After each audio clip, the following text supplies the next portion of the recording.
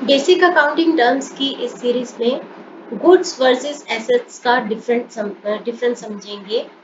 Goods are the physical items of trade that are purchased to be sold. Goods वो items होती हैं जिनको इसलिए खरीदा जाता है ताकि उनको किसी फिनिश प्रोडक्ट में कन्वर्ट करके बेचा जाए या फिर ऐसे ही परचेज करके रीसेल किया जाए ज़्यादा प्राइस पर, जैसा कि होलसेलर करते हैं। गुड्स को खरीदते हैं कम प्राइस पर और फिर उनको बेच देते हैं। तो बिजनेस जो होता है गुड्स के अंदर डील करता है, मतलब उनका रेगुलर काम होता है कि वो गुड्स को बेचता है और उनको खरीदता है within a financial year. जबकि while assets are economic resource या property held for financial benefit. Assets को इसलिए रखा जाता है ताकि वो हमें फाइनेंशियल बेनिफिट दे सके।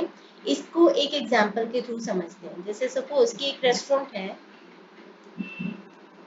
सपोज कि एक रेस्टोरेंट है तो उसके अंदर काफी कुछ सामान होगा, से वहाँ पे फर्नीचर पड़ा होगा, चेयर टेबल पड़े होंगे, एसी लगा होगा, फैन लगा होगा, कंप्यूटर लगा होगा। तो ये सब है एसेट्स जो कि उसको बेनिफिट दे रहे हैं कि कस्टमर्स वहाँ पे जाके बैठ सकते हैं, उसका आराम से वहाँ पे बैठकर खाना खा सकते हैं। लेकिन रेस्टोरेंट में मिलने वाला जो खाना है, फूड आइटम्स है, वो वहाँ की गुड्स होंगी। तो एक ही चीज किसी एक बिजनेस के लिए गुड्स हो सकती है और दूसरे बिजनेस के लिए वो एसेट्स हो सकती है। जैसे सपोज कि इलेक्ट्रॉनिक इक्विपमेंट्स जो होते हैं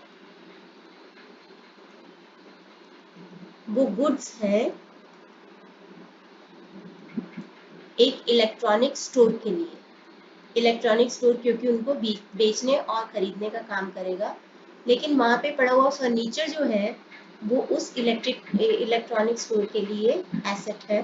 लेकिन अगर हम एक फर्नीचर मेकर की बात करें तो उसके लिए फर्नीचर एसेट्स नहीं है, वो उसके लिए गुड्स है, क्योंकि वो फर्नीचर को ही बेचने या खरीदने का काम करता है। तो गुड्स वो होता है जिसमें बिजनेस डील करता है और एसेट्स वो होता है प्रॉपर्टी जिसको कि हम यूज करते हैं फाइनेंशियल बेनिफिट के लिए।